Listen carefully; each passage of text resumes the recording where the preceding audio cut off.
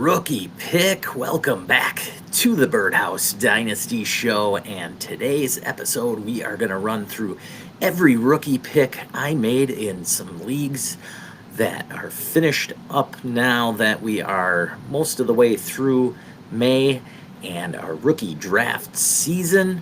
I just have a few drafts left. Those ones are a couple of IDP leagues, best ball formats.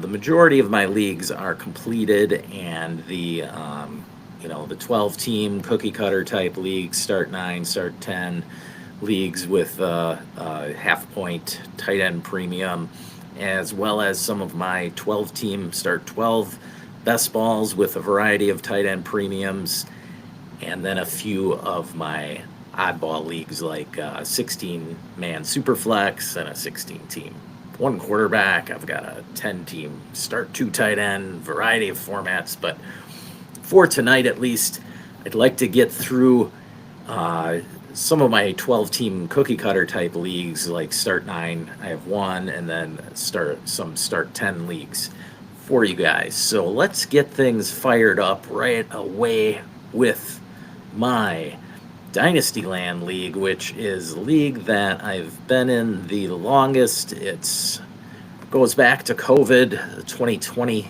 season, and so this is a 12-team start 9 format, half-point tight end premium superflex league. I won this league 3 years ago.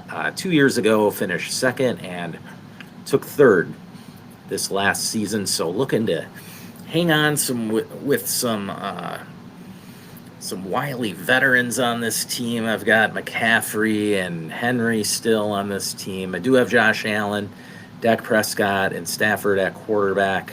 Wide receiver core led by CeeDee Lamb. I've got AJ Brown, DK, and a few others. So got a strong core there.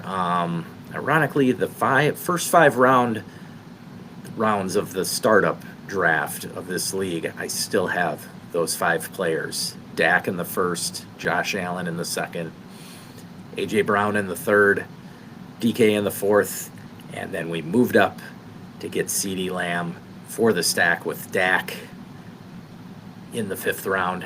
Those 5 guys still on this roster today. Everybody else gone. I've flipped them around, maneuvered them, picked up, first of all, picked up Henry 3 years ago for 2 firsts, then picked up McCaffrey for 2 firsts later that year when Henry went down, then traded for Kelsey. So that's been the heart and soul of this team, and now it's getting old, but we're still hanging on. Last year, I had nothing but a 4th round pick, and landed some guy named Bucky Irving with that pick. So the only reason we took Bucky was because we had traded Pacheco straight up for Rashad White, basically, just because we thought his contract situation was a little better. And then we took Bucky because that was his backup. So kind of weird how things fall into place for you sometimes. But nonetheless, that's where we're at. And so going into this draft, we had nothing more than, let me bring up the draft here. Draft results. Here we go. All right, so this is the last year of this format. What we do in this league is we keep 14 guys, 4 taxi squad guys. So even guys in the offseason that have played a bunch can get thrown onto your taxi as long as they're under 3 years played. So like I could throw Bucky Irving onto the taxi, whatever. It's basically keep 18 guys, and then we do a 7-round draft. So not much there as far as veterans go. Once in a while, a couple of veterans are hanging out there. You can see Pat Freiermuth went here at the 305. So a decent mid-range tight end there. 1 year I took Calvin Ridley in the 3rd round. But anyway, other than that, there's really not much going on in the veterans range. So when you're keeping 18 guys, I mean, it's basically just a rookie draft, but you go 7 rounds. So the undrafted rookie free agents afterwards, there's not much going on. So those 5th, 6th, and 7th rounders, you can get some of your dart throw targets there. All right, so coming into this draft, we only had the 311 and the, what did we have? We had the 502. I was able to pick up the 403 as the draft went on. Now, the philosophy here was trying to basically hit on another dude like Bucky Irving. Again, it's only start 9, so you can only start 4 wide receivers. So we start CD, AJ Brown, DK, and then Khalil Shakir or Calvin Ridley on a weekly basis, right? Now at running back, we have Derrick Henry, Christian McCaffrey, Chuba Hubbard, and Bucky Irving. So we have 4 running backs, 4 or 5 solid wide receivers. So we're really plenty deep going into the season. So there was really no urge to have to go and move up and grab a first rounder. Sure, we could have shopped AJ Brown to try and get maybe a first plus something, but what would we been going for? A wide receiver, and I'd rather have AJ Brown's production this year than pretty much any of the rookie wide receivers in this class. Like, I think that AJ Brown this year will outscore Ted McMillan or Travis Hunter, and I'm trying to win it this year. So really not productive to me, in my opinion at least, to go after one of the rookie wide receivers. Now, some of the rookie running backs, that might be a different story. Like if we could have tried to flip Christian McCaffrey, say, to get in position to grab any of the top 5 or 6 running backs, that I would have tried. But the problem here is that this league's now 5 years in, and anybody that's played 4, 5, 6 years in their dynasty leagues, they know that leagues get pretty top heavy and bottom heavy. And what then happens is all of the first round picks sort of get accumulated by the rebuilders. And in this case, you could see, if you see the names on the board there, Fantasy Godzilla had amassed 4 or 5 first rounders here, and he's completely rebuilding. There was no reason for him to want a guy like Christian McCaffrey or Derrick Henry, right? The only thing I could have done is maybe flip Bucky Irving to him, or tried to do that, and he probably wasn't going to do that anyway, just because, like, why pay up for a young, good running back when he can just draft one for the same price, right? So really not much action here, but this happens, and you kind of fall into this spot as a contender sometimes where you've given away a first and a second going into the draft, and it's really hard to try and buy them back in the offseason unless you've accumulated like the type of player that you accumulated. And I'll show you this in some upcoming leagues where I traded for a Jalen Waddle, and I traded for Jonathan Taylor. Those kind of guys are still interesting to teams that are maybe in their second year of rebuild. They're looking to get back into contention right away. Those are the kind of guys you might be able to sell and get back into the first round if you wanted to.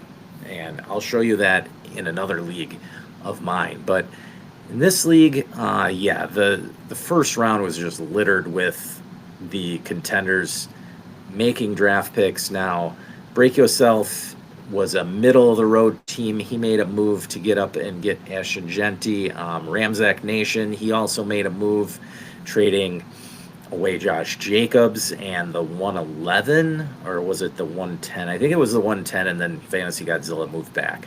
Josh Jacobs in the 110 he gave up just to get Omarion Hampton, which, not a bad play. I mean, I get it. Josh Jacobs and Omarion Hampton, sure, Jacobs might outscore him this year, but Hampton definitely in an awesome landing spot. I understand the move. He was pretty loaded at running back as well, so I kind of get that move from him.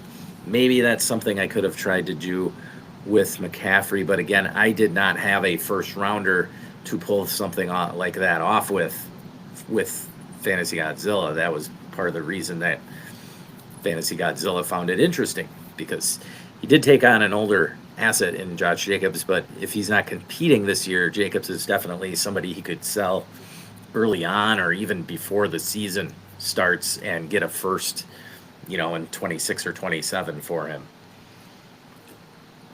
So anyway, I'm just looking for home run swings here, and in a start 9 league, not really, as long as my receivers are okay, I'm really not looking to take dart throws late at wide receiver. Same for tight end. I've got Kelsey, as I mentioned, but I also have Brenton Strange in this league, so I'm fine waiting on Brenton Strange and seeing what happens there rather than wasting a spot on a tight end later. Now, I did take Arande Gadsden in the 7th round, which is fine as a dart throw. I mean, see how he does in camp. If he's not looking like he'll do anything, I could even cut him and maybe pick up a different rookie. But as you can see here at the 311, we jumped on Ollie Gordon, who I think could get some action there in Miami. Initially, I didn't love the pick by the Dolphins, but now that I look at it, I see him as possibly taking on a lot of the goal line work, and so I can see that working possibly where Ollie Gordon gets some decent amount of carries on short yardage and inside the red zone. And then, if Achane gets hurt, which I don't find that out of the realm of possibilities here, he could very well get some action. Now, hold on here. Let me get you to the other screen. I don't know why. There we go. I'm sorry, was I showing here we go. Here's the draft board. Hopefully I wasn't showing that other one the whole time. Okay.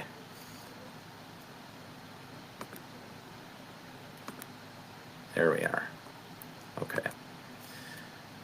Now, again, here, the 311, there you can see the top of the board, how the first round, second round went.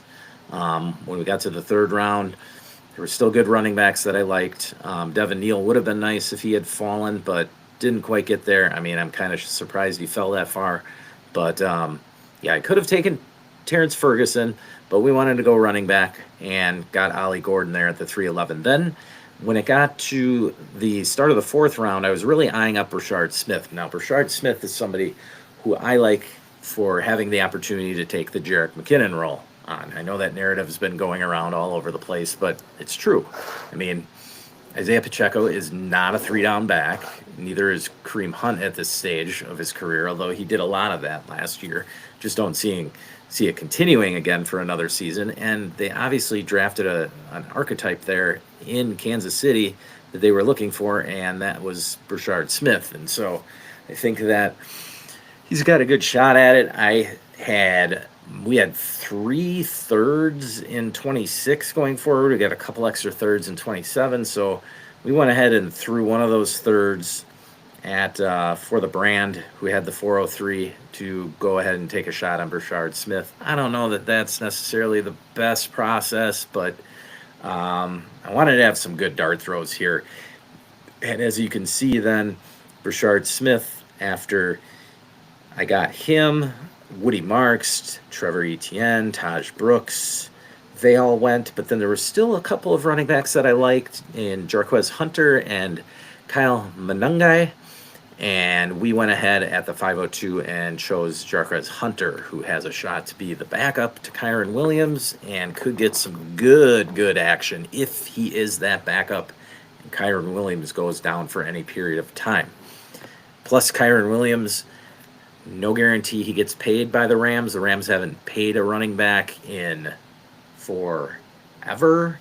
And so, I mean, they didn't even pay up on Todd Gurley, which turned out to be the right move, of course. But that's where the thought process is on taking Jarquez Hunter. All right. And then, as you can see, the draft one dwindled down, and we got into the 7th round there. We're at the 7-10 was the only other pick we had, and that we took a dart throw on Arande Gadsden there. So Gadsden's got a decent shot, actually. I mean, who's the number 2 target in LA right now? I mean, Trey Harris, he's just a rookie. Who's to say Rondé Gadsden doesn't come into camp and light it up, right? So, whatever. 7th round rookie pick. Come on. Okay. So that was my thought process. Now, if we look at the squad after the draft, we'll go back here and real quickly because I don't want to waste too much time on this team. This was a heavy contender type team, and I wasn't going to get much younger through the draft this year. I just kind of settled on that, and that's because, somebody like McCaffrey and Henry, you got to ride them till the wheels fall off, really. You're never going to get, as long as you're a contender, you're just never going to get the value in return that you can get for him in production. And so there it is, Josh Allen, McCaffrey, Henry at running back, CD and A.J. Brown, and we still got Kelsey there at tight end, DK and Chuba Hubbard in the starting lineup right now, and then Dak at quarterback. On the bench, we're looking at Bucky Irving, 2 rookies, Rashad White, Calvin Ridley, and Khalil Shakir, as well as Brenton Strange. And then on the taxi squad, we got Joe Milton, Dak's backup now, and then some running backs, Jarquez, Jonathan Brooks, and Rondé Gadsden. So looking solid, looking to compete again with this Dynasty Land team. And I think our starter rank is number 2 on Dynasty Daddy. Overall value is not great. Overall value is 7th. So not awesome, and going forward, we may be looking to get into a semi-rebuild, but we'll see how it rides. I mean, when you got Josh Allen, you got to be going for it. So next year, we'll see where McCaffrey and Henry are, honestly. But CD, don't see him going anywhere very soon. So we'll move on to the next squad, and that one is also a contender. That would be the, let me get it up here first. Okay. That would be our bottom line team, and so we'll bring that up for you guys. This is also a contending team. Won the league last year. It's now a back-to-back champion. And so this team, though, had... although we only had the 312 and 412 entering the draft, we had an excess in value at the quarterback position. Main quarterbacks are Mahomes, Justin Herbert, Dak, and Sam Darnold. So we have 4 starting quarterbacks there. So what I was doing to try and get back into the first round and acquire some talent was watching very closely to when Cam Ward was selected. So as soon as Cam Ward got selected, then I started firing offers with Sam Darnold to every pick in the first round. I would offer Sam Darnold in a third, then I'd even go to Sam Darnold in a second, just to acquire some youth on the roster. Now, this league, you're only required to start 1 running back and then 2 wide receivers, but we got 4 flexes. It's start 10. And so having to start only 1 running back, and we have Bijan Robinson, all we need is Tyler Algier behind him, and boom, we're good at running back, right? And then so we just built up the wide receiver room in this class. It's in this team, it's insane. Talking, we've got Jefferson, Amon-Ra, who else? Drake London, DK. Let me look at the roster. I'll bring it up real quick, just so I'm not completely making it up here. Yeah,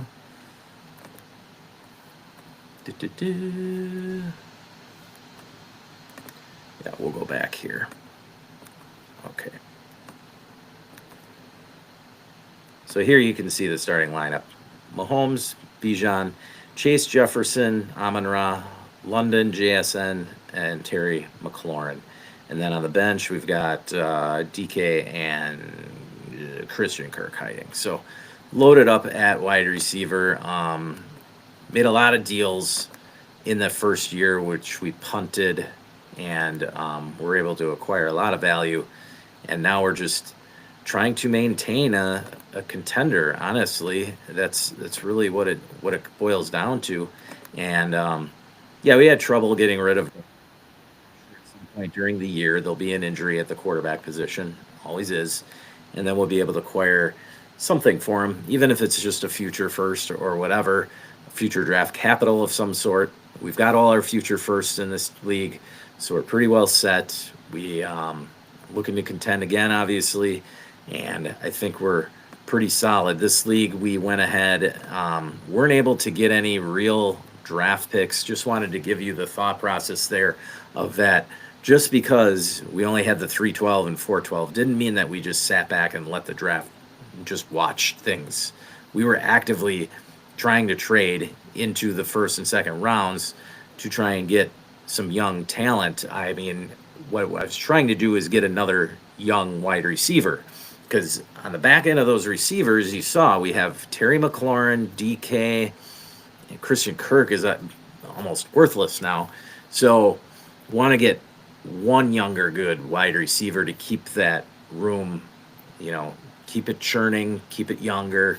So again, when another team's quarterback goes down, we'll try and fire away. I mean, honestly, I'm willing to trade any of those four quarterbacks: Mahomes, Herbert, Dak, or Sam Darnold. Just depends on what the return is, really. And so we'll be looking to shop for another wide receiver for sure in this league going forward. All right. So that was not the most exciting start, I'm sure, but now we'll get into some action with the next league that we'll bring up for you. Let me do this here. All right.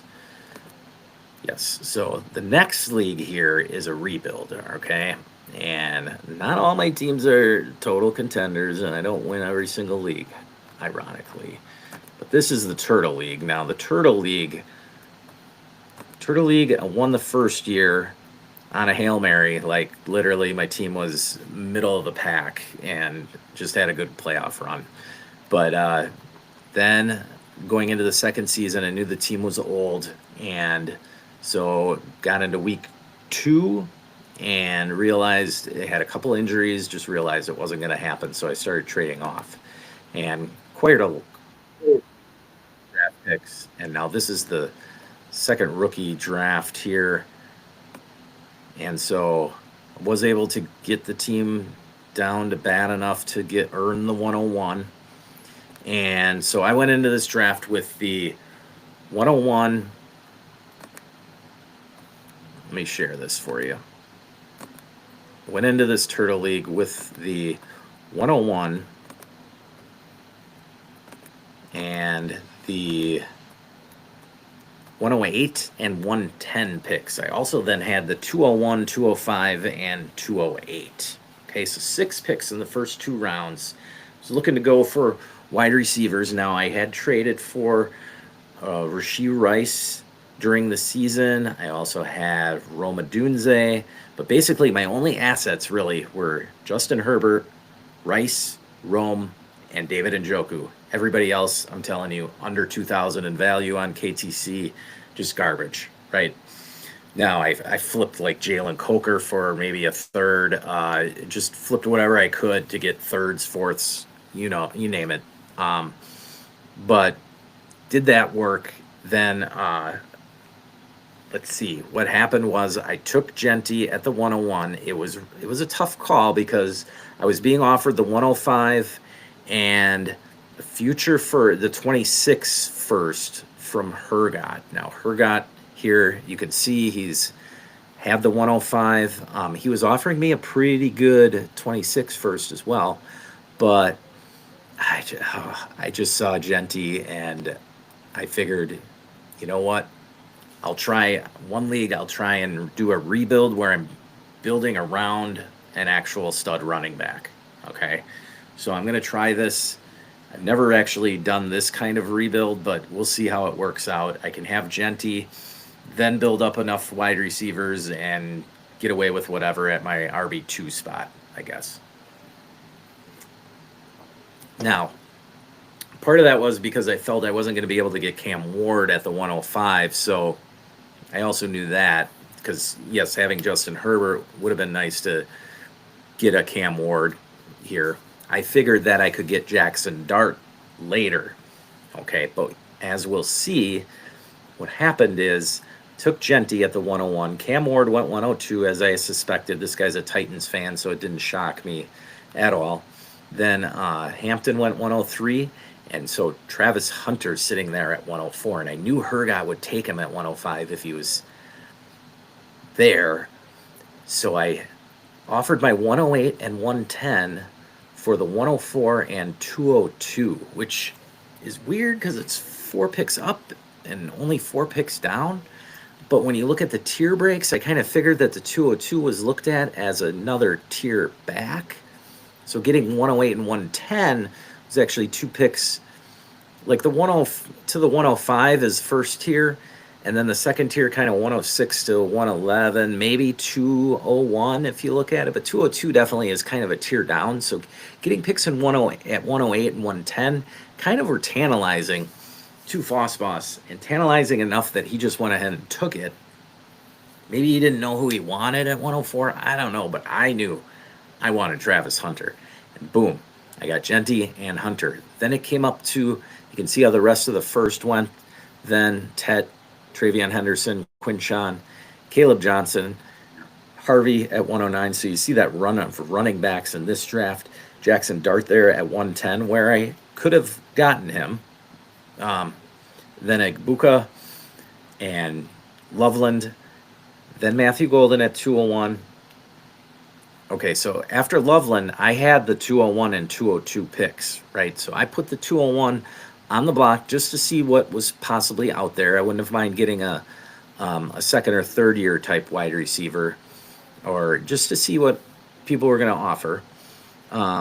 And so Foss, I told him, like, I'm interested in Ladd. I have Justin Herbert.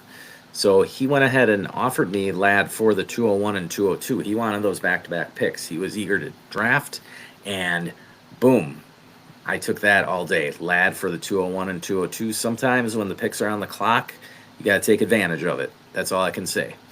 And so now I gave up the 201 and 202.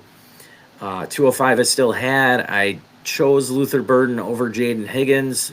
So my co-host, Matt English, he told me to take Jaden Higgins, but I'm going to lean Luther Burden. We'll see if I'm right or wrong. I like the opportunity there in the Ben Johnson offense for Burden to maybe be the one. Now, I have Rome already on this team, so I'm looking at it like I'm just making it a bet against DJ Moore and that he'll be out of town by this time next year. That's kind of the bet I'm making. And that Luther Burden and Roma Dunze, it is their show with Caleb Williams. I'll probably try and trade for Caleb Williams, seeing as I have both of those guys, but I don't know if that's going to get done. Maybe I'll end up trading one of those receivers to the Caleb Williams owner. Who knows? A lot can happen. We got 3.5 months until action actually starts in September. So I grabbed Luther Burden there. Then my guy, Bashul Tutin, sitting there at 208. Had to grab him. I took him over Scattaboo. First time I did that in a league yet. I really had a great option there, 208, with Tutin, Scattaboo, and Tyler Shook sitting on the board. Now, some of the league were surprised I didn't take Shook, but the reason I didn't take Shook, and this is key for a rebuilding team. For a rebuilding team, do you really think Tyler Shook is going to be somebody that increases to a first round in value? I don't. Okay? I don't. And so why take Tyler Shook? Like, if you're rebuilding, he's only going to hurt your points for if he plays some this year. It's not like, Shedeur Sanders, who usually goes later but went at the 207 in this league. It's not like Will Howard, who could win the job and jump up from a fourth round value to a second round value. So Shook to me just didn't make any sense, right? Shook is somebody who I can see a contender drafting to have some insurance as a third or fourth quarterback, right? But to see him gain value, I just don't see it happening, right? So anyway, I grabbed Bashul Tutin, trade away third. I had like I didn't want to grab too many guys, honestly. So I didn't. I traded away a third rounder that I had. Ended up grabbing Will Howard there at the 403, and so you can now see what this Turtle League team looks like. I had a lot of action prior to the draft with this team, but here's what the starting lineup looks like right now. Again, I'm still rebuilding, so this really doesn't matter, but Herbert, Genty, Tutin, McConkey, Rice, and Rome. Then Njoku I still have, Travis Hunter, and Luther Burden at wide receivers, and then Joe Flacco at the other super flex spot there. I've got the Cleveland quarterback room halfway down with Flacco and Pickett. Then I've got Rudolph and Will Howard, so a bet against Aaron Rodgers signing there in Pittsburgh. So we'll see if that pays off after the draft. See, and this is part of why I traded away the third, because at that point, the third rounders didn't seem much different to me than what I could get in undrafted free agents, because I knew I was going to go after running backs. So I grabbed Jacquez Hunter, Jared Krosky-Merritt, and Taj Brooks all after the draft. So there you have it. Some of the trades that I had made in this league prior. Let's see if I can bring them up quick. I want to. It's too much here. Let's see if I can bring up. There was the one for Ladd McConkey. There was the one to move up to get Travis Hunter. There was the one where I traded away Jalen Coker. I traded away Jalen Coker in a third and got a second. So I like that deal. That was before the draft. That was where I used my leverage of having so many draft picks in this class. I traded away the 302 and Coker and got a future second and a future fourth. So I got out of having too much draft capital and bought a future second by doing so. And then that looks like that's it. So that's how I use all of the excess draft capital. I had 10 picks initially, but dwindled it down to only making, 6 of them? So I got Genty, Hunter, Burden, Tutin, and Will Howard, 5 plus Ladd McConkey, and then 3 more undrafted free agents. So I brought in 9 players. I had 10 draft picks, brought in 9 players. I think I improved my position for the 2026 season. That's what I'm really looking at now in this Turtle League. All right. Now we'll move on to the next league. And let me search for it here quick. Next league I wanted to go over with you is the Mojo Forever League. Yes. All right. So in Mojo, I had taken second place last year. And bring this up quickly for you. There we go. All right. So here is the team that we're looking at. So I'm looking at a pretty solid squad. I got Jalen Hurts, Gibbs, Achane, Drake London, Mike Evans, Brandon Ayuk, Evan Ingram, Breece Hall, Zay Flowers, and Michael Penix now as my starters. I've got Stafford behind Penix. Then I drafted Caleb Johnson in this one. I also have David Montgomery and Jacoby Myers, as well as Goddard and Strange on the bench. Deshaun Watson just hanging out there on IR in a bunch of getting some massages on this Mojo squad. All right. So how did I attack this draft? All right. So let's bring up the draft board here. And so prior to this draft, I had, let me see, how did I get up to the 108 here? Let me go back and look at the trades real quick. I want to make sure I get this right for you. Show you when and why and how I was able to get up to acquire Caleb Johnson to help get some youth injected into that running back room. Okay, so here's my trades. Okay.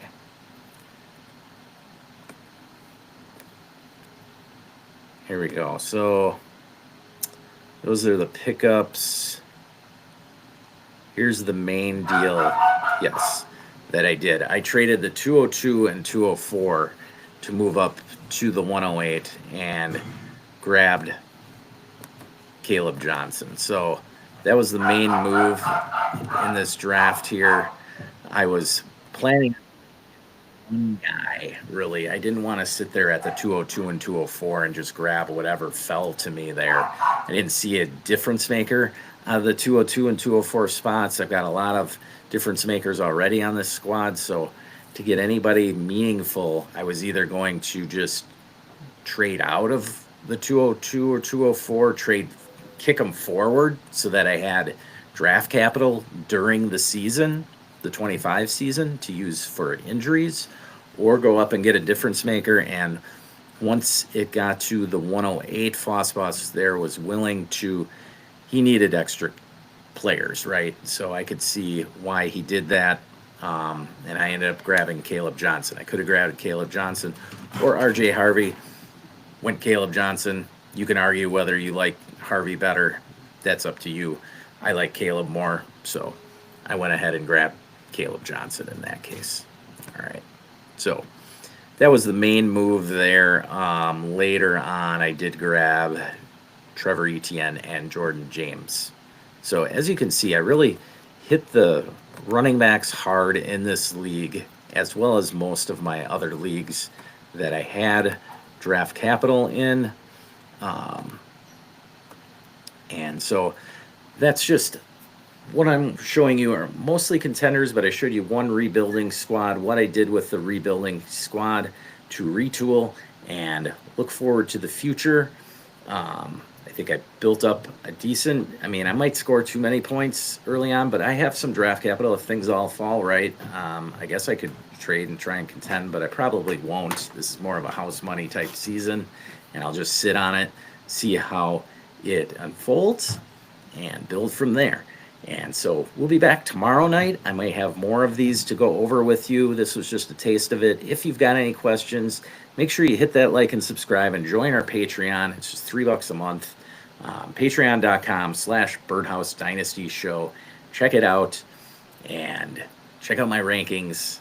The new Dynasty rankings are out, so you can see what they're like. We've got the Birdhouse 3 startup coming up June 1st. We're going to broadcast the first 10 rounds live on the Birdhouse Dynasty Show, and get ready for Birdhouse number 4 as well, another startup.